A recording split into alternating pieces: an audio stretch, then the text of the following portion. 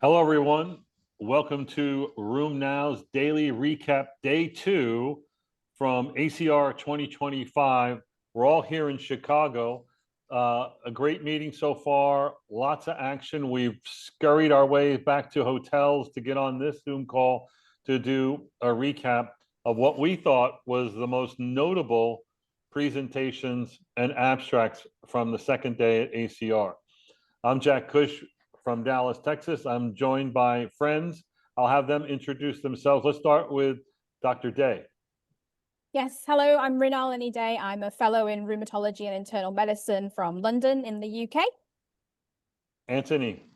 Hello, I'm Antoni Chan. I'm a consultant rheumatologist from Reading, United Kingdom. Excellent. And Dr. Liew. Yep, David Liew from Melbourne, Australia, and I'm still in the conference centre, having just stepped out of the Calabrese and Calabrese show, or the fake room session. That's go back and listen to that if you've got access. It's a great one. So I really wished I could have gotten. So you were there. Why don't you give the audience a little preview? This was Lenny Calabrese and Cassie Calabrese had an interesting session on what they called fake room. David, what was it about? Well, I think they've recorded another video on this, but really it's about trying to work through the heuristics of how we think and about how we keep our minds open. And I think, part of it is about what makes a good rheumatologist, makes a good rheumatology clinician. And I think one of the bits that really resonated with me is about this comfort, exceptional comfort with uncertainty. I think that's what makes a good rheumatologist, and they were very open to talking about that, I guess, talking about cases where it looked very much like rheumatology and then turned out to be another mimic. I don't want to spoil it. You should go and listen to it. It's fantastic. Excellent. Like the preview. Yeah, I spent a lot of time going over this with the Calabrese family, and they were excited about this presentation. So I'm sure it was great. I'm going to listen to it after the meeting as well.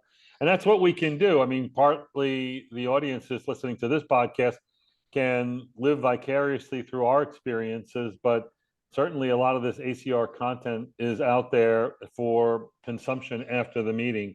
And we would certainly encourage you to do that.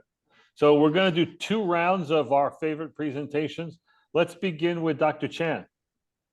And the first one is on deucravacitinib, the TYK2 inhibitor, and there was a presentation today, 0873 by Liew. And this was quite interesting because they looked at the proteomic differences between male and female, so sex differences. While they both male and female responded to the treatment, there were differences in how they respond in terms of their proteomics. There were 133 genes that were upregulated in men and 177 in the women. And there were certain genes like the hormone metabolic pathways and the neuroligin receptor in the women. Now, there was a comment about how this actually plays into it, what does this actually mean? We don't know. We still need to do research. But what is very clear that there are sex differences in how patients respond to the drug. Yeah, that's a fascinating subject. Liew gave a lecture on gender differences in psoriatic arthritis in SPA at RheumNow Live last year. Fabulous lecture. Why are women so unresponsive to our best therapies? Why do they seem to have worse courses? And it's not just that women have different pain perception levels. There's a biologic basis to this. There's a lot, but it's got many different sides to it. The question is, do you see it, and how do you deal with it? Minnie, what do you think? So this is interesting because I was in a session yesterday by Professor Ian McInnes, where he basically said that we should be thinking of PSA now, not just as an inflammatory condition, but inflammatory metabolic condition. So that actually then brings in a whole load of different effects, which we do know have gender differences, which could partially explain some of the differences in responses that we see to some of these drugs. Yeah. David, do you have a different approach for women with SPA and PSA versus men? Well, and I mean, I don't mean to get on my soapbox about this, but I think it probably speaks to how we've gone about trying to define our disease in the past. I think the data, well, I think the ACR story is probably even more damning like that. We've defined the disease really based on kind of norms that we had previously understood about radiographic ACR, knowing as well that actually we know the burden of non-radiographic ACR comes a lot down, it's more female-based, but we see the impacts and the inflammatory burden is equal between those two groups. So I think partially just being conscious about that, and I think it's part of the reason why it's important not to devalue non-radiographic ACR. I don't think it's as simple as we've just got it earlier in the progression. I know that's a very controversial topic within ACR, but it's important for us at the beginning to start off by not devaluing those type of conditions, because I think that's maybe what we've traditionally done in the past, and that's what the easiest way to start with treating women badly in clinic. I think if we have those preconceived ideas. Yeah, but I guess what I would end with is that everyone needs to pay attention to this issue. It's an evolving issue. There are things that we can do short of being more aggressive. And what's more, I'm already aggressive with everybody. How could it be more aggressive, in based on gender? But I think I still have a lot to learn on this. So, all right, we'll move on to our next one with Dr. Dey. Yes, so my abstract was on 1676 from the Preventative and Novel Rheumatoid Arthritis Therapies session. This was presented by Professor Roy Fleischman, and it's basically the long-term safety data from Select Compare, comparing upadacitinib and adalimumab. I thought this would be a good one to discuss just in the wake of the UPA data we saw yesterday from Select GCA. So essentially the premise of this study was that we have the safety data looking at RA patients on UPA 15 milligrams compared with adalimumab, and essentially what they've managed to show is that the events that we are most concerned about, so MACE, VTE, malignancies, excluding non-melanoma skin cancers as usual, they occurred at similar rates for both drugs, and so like this is just adding to that growing burden of data that we now have in the wake of oral surveillance, which we were discussing a few years ago at this time, and all of the warnings that came after it. So it kind of shows that perhaps we're getting a bit more reassuring data now with the long-term studies that are coming through. Yeah, I mean, I'm glad that we see this kind of data. I think we have to take note of it. At the same time, also understand the limitations. Their data was out to how many years? Was it 3? 7. 7. Sorry, yeah, 7. Yeah. 7 years. It was long, obviously, but it's also got a selection bias for people that could stay on the drug for a while. Yeah. That they do well. When you do well, you do well, and you do well for a long time, and that's the club I want to belong to. And I think there's a value to that for both the prescriber and certainly for the patient. David, Liew, and I were involved in a debate last year at EULAR on, is the oral surveillance data the only data we should look at, or should we look at data like the long-term extension on Select Compare or target emulation trials from large data sets modeled after oral surveillance but show different results?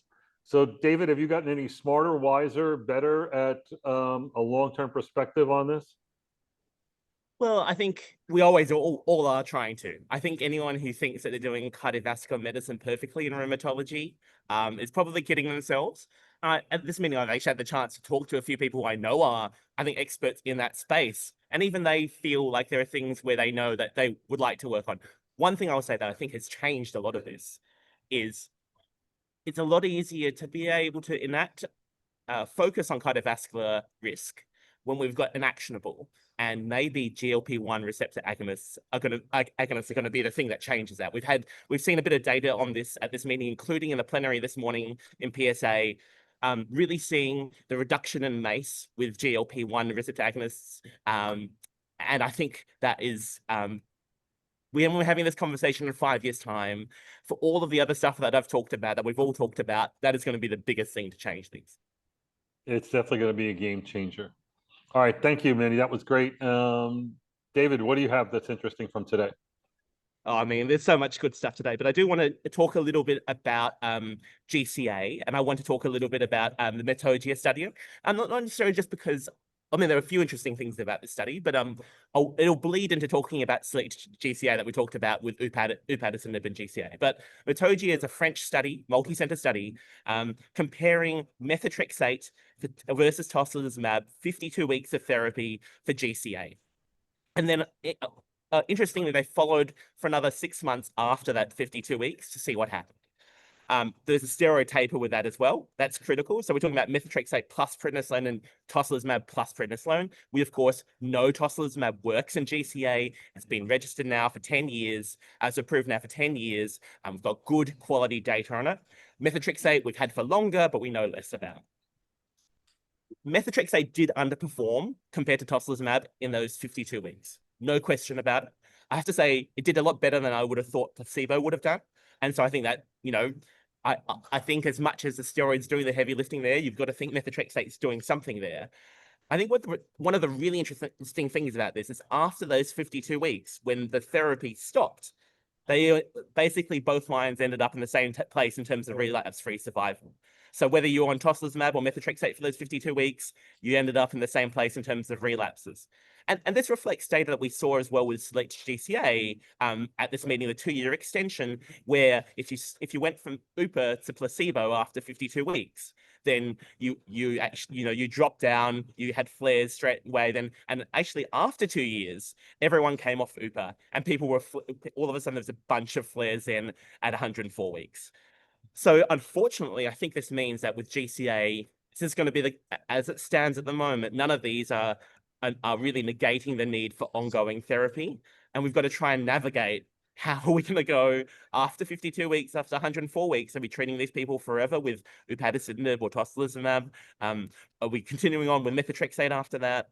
We don't have the real answers for that, and we need more data. So and I one other heard interesting from thing about that as well. Go Yeah. ahead. Oh, well, the other thing that's a nice side point is there were 5 cases of PJP in the methotrexate arm, and I have no idea why. We've seen all these other data, Korean data, big insurance data in the US. There's meant to be that with GCA, even with high-dose steroid, you're not meant to get PJP. But there were 5 cases, and we need to dig into why that's the case, because that's really concerning. All in the methotrexate arm. Interesting. 1 person died. My review of the PJP literature is methotrexate's always listed as a risk factor, but usually it's only when methotrexate is combined with another immunosuppressant is the risk of PJP become reasonable that you could think about it. I don't know about prophylaxis against it. Obviously, prophylaxis for certain drugs, especially rituximab, but that's really interesting. So regarding the methotrexate for tocilizumab, I heard some belly aching from some folks who are in the UK that they're worried that NICE is going to look at this data and say that patients should start on methotrexate rather than the more expensive tocilizumab. Would that be your interpretation? Well, I think that's what mean, we're already doing, yeah. Is that what you're doing, Anthony? That's what we're already doing in the moment. We have Yeah. to go through that before we can get to tocilizumab. Yeah. You have to fail with methotrexate. So does the data support that, David? Oh, no. Well, no, NICE doesn't always reflect the evidence, unfortunately. But, you know, I know that there's a lot of people working on as well what to do after in that relapsing cohort, after the 52 weeks of TOSI, what to do after that. There's studies in the UK, there's studies elsewhere in Europe and the US. So I think a lot of people working on what to do in that bridging period afterwards, where maybe something like methotrexate might be a run on. But yeah, all my UK GCA colleagues very frustrated about what Antoni's just mentioned. See, I think the data from this study tells us what we know, but may put a number on something that we should know better, and that is when you have GCA, we don't know exactly when the disease goes away, and then we don't know when to stop. This study, where you have a forced stop, and then you find out what your raised floor is, meaning that there's a relapse rate, it's in a minority, which means the majority don't need to be treated, for indefinitely. So how do we figure out who those people are that are at high risk for relapse and need ongoing therapy? This study didn't address it, but someone's going to have to. Okay. What do I want to talk about? I think I'm going to talk about Stop RA, which is a study that we already covered. But it was presented again here only because it's the final story. Stop RA is an intervention trial trying to prevent the onset of rheumatoid arthritis in at-risk individuals who are CCP positive and have arthralgia, but not a lot of other risk factors, have no synovitis. 144 patients enrolled, 142, I think, were the final analysis. Half of them treated with hydroxychloroquine up to 6.5 milligrams per kilogram, and the rest with the others placebo. The study was stopped for futility, meaning it failed in trying to show a benefit to hydroxychloroquine in preventing progression, conversion to RA. And there's really no new signal. They could find no other aspects of this that were insightful as to, is there a subset of hydroxychloroquine that would respond if they were given, if they were treated differently? The explanations as to why it failed was, one, that the hydroxychloroquine group did have higher rheumatoid factor levels and did have more tender joints. Again, nobody's got swollen joints here. And so maybe they did have worse disease and it was too much for hydroxychloroquine to overcome.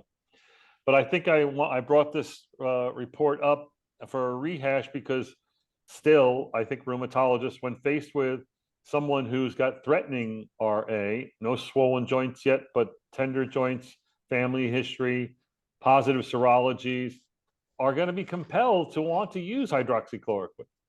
And I would want the audience to remember the words of Kevin Dean, the lead investigator on this, who said at the end of his talk, the reason this didn't work because it's not the right drug for the right stage of disease. Hydroxychloroquine is a good drug in RA when it's established. It does a lot of good things. It's adjunctive. But in the early biology, when RA is not RA, but is smoldering, and there's a certain set of gears that are put into place. And what we learned at this study is what I'll probably talk about next, is that there's certain biologic things that are going on, which hydroxychloroquine probably has no effect on. But some of the other drugs that we presented that seem to be effective, like abatacept or rituximab, or maybe methotrexate and seronegatives, never understood that.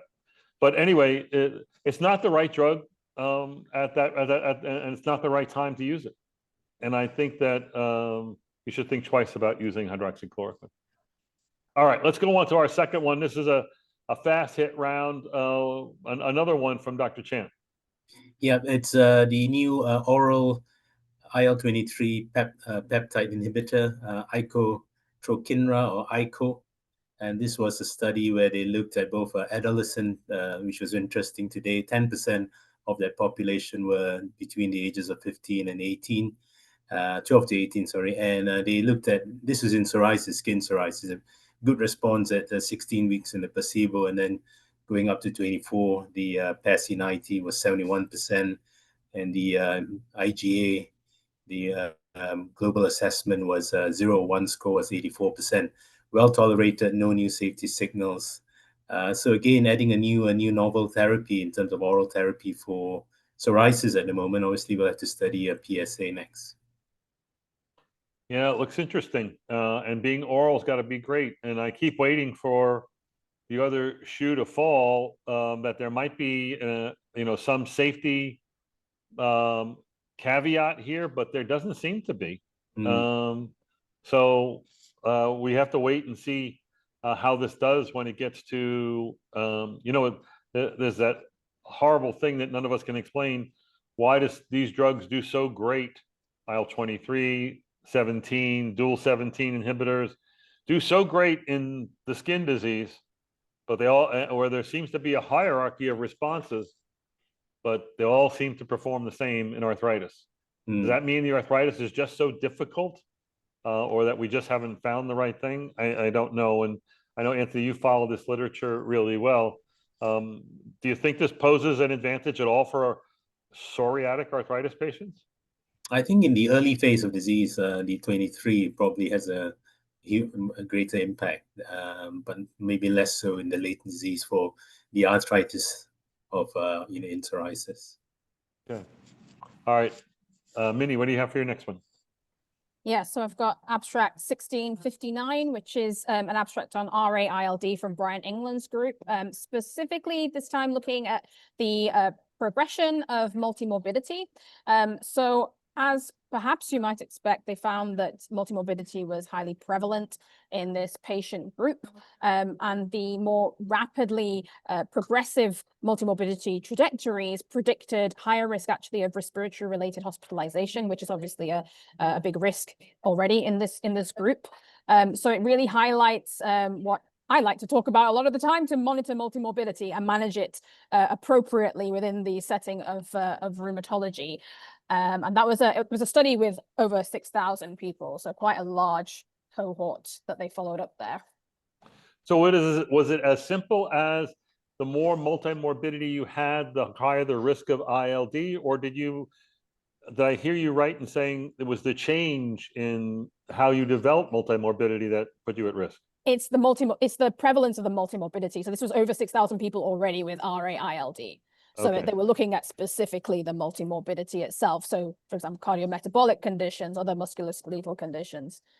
Yeah. You know, I don't know. We've published a lot on this issue of multimorbidity on RheumNow as a reminder, and there is the Charlson Comorbidity Index out there. But honestly, I don't know that any of us really have that in our notes. Like my notes always, the exam, and I get the musculoskeletal, and it's TJC equals X over 28. SJC equals X over 28. I do a gas score, which is like the CDI score. CDI equals. And so those are the and I put in tender points no matter what. And then I'll write some narrative on stuff. But I don't have a spot per se. I collect pain. I collect morning stiffness. Totally useless, morning stiffness.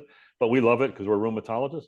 But I don't have a spot for what my comorbidity. And does anybody have a better way of doing that, or a reminder of doing that? David, what do you do? Well, no, I mean, I think all I know is that we should be doing that better. And I guess it is clearly difficult in everyday practice at the moment to fit it all in.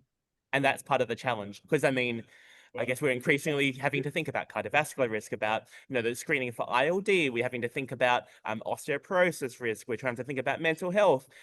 Each of those takes time, and it's already pretty crowded. So I think that actually what I feel like I'm moving towards, and where we're moving, is that we're going to have to look for self-management tools. And Minnie's the expert here. I don't want to, I'm not going to, she'll have the answers, but I think we need to be looking more at self-management tools. And I think we also probably need to be outsourcing a little bit of this in a very structured way as well. In diabetes, you have full teams to take care of all the comorbidities in a structured way, and to do it consistently. Our rheumatoid arthritis and many of our other diseases have a similar comorbidity burden, yet we don't have that structure. Right. So perhaps what we do need to be doing is actually not trying to do it all ourselves, but making sure that we, in a structured way, bring in the right people into the mix. Yeah. All right. Minnie has the answers, not me. Yeah. But we're going to look to you, Minnie, to tell us. David, what's your last one that you're going to cover today? Yes, I was going to tell you about moderate alcohol in the Preventative cohort, but we've got a little bit of time. So I just want to mention instead the what I think I've heard a lot of people talk about today, which is the great AI debate that happened this morning between Dr. Curtis and Dr. Yazdani. So Jeff Curtis and Janusz Yazdani went head to head about whether we should be worried about AI in rheumatology. And, I think it's one of those things where clearly this debate does change and evolve quickly over the years. I think one thing that they both clearly agreed on was the need for guardrails. And I'd say, I think as a conclusion out of it, that for us as an action point, we need to engage with all of this to be able to make sure that we can build those guardrails. If we're bystanders, we're going to get run over. So she was worried really about three things: bias at scale, erosion of skills, and there's really good data about erosion of skills, automation bias, and things like that. And then data regulatory issues, which I think is something which, the FDA do have some guidance on and do have some guardrails around, but we just need to make sure that we hold people to that and don't let that erode. So, I think that's part of really about AI literacy. We don't all need to be able to sit there and code, but what I think everyone will need some base level of AI literacy, and then we'll need clinician data scientists who are rheumatologists but can engage at a deeper level, just like we have clinician educators or clinician scientists in terms of translational scientists or any of those other things, because we need people at that interface as well. I should put a little plug as well.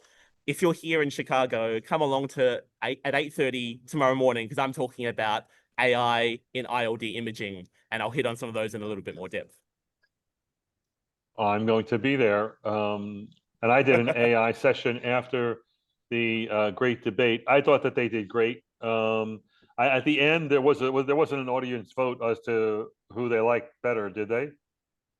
Well, they cheered out, and actually Janu's got the bigger cheers. But, I have to admit, I passed Jeff Curtis in the corridor, not my conversation, the conversation I overheard, and he said, Janu said some pretty good points. So yeah. I think, they both had a strong mutual respect for each other, let's say that. And absolutely. And they both are big believers in AI, but they also have big concerns about AI. And thankfully they're talking about it.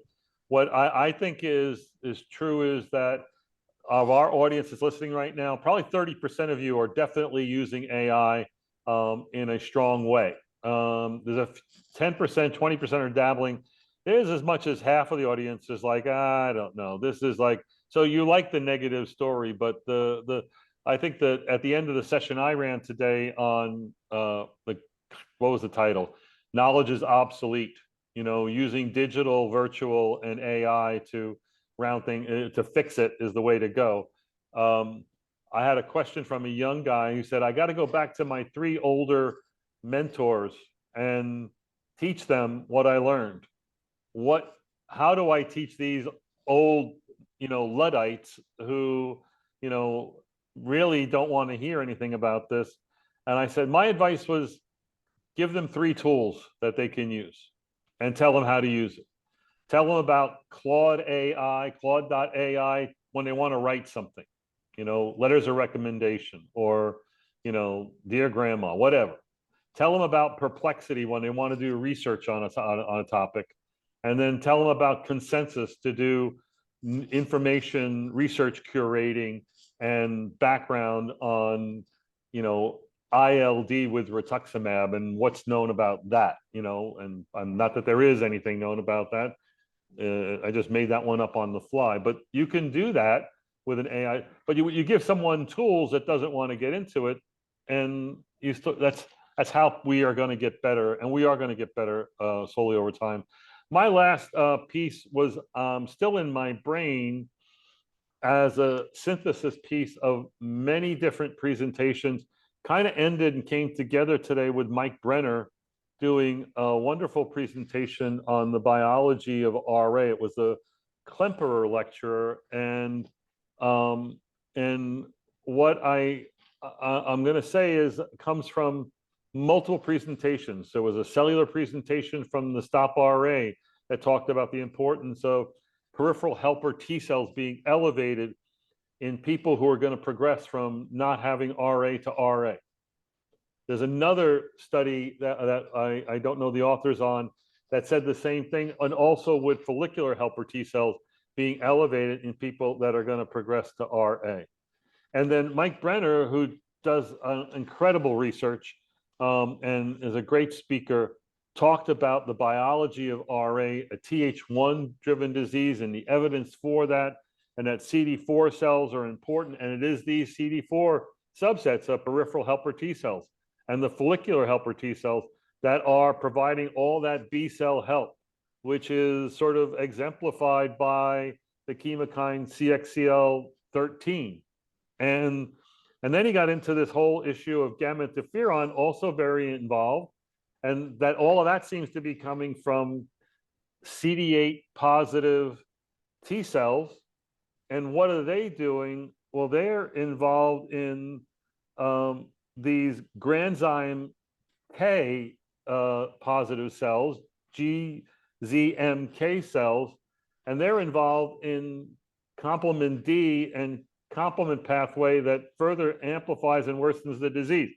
I mean, it's a whole different look that's sort of quickly evolving about the role of these T cell subsets in giving, you know, what is obviously an errant adaptive immune response, where lots of cells are involved and you're just trying to figure out who's playing what role. But based on what I just said, I think we're going to be hearing more about targeting of peripheral helper T cells and of granzyme K positive cells, and using CXCL13 as a biomarker that can help us make some decisions.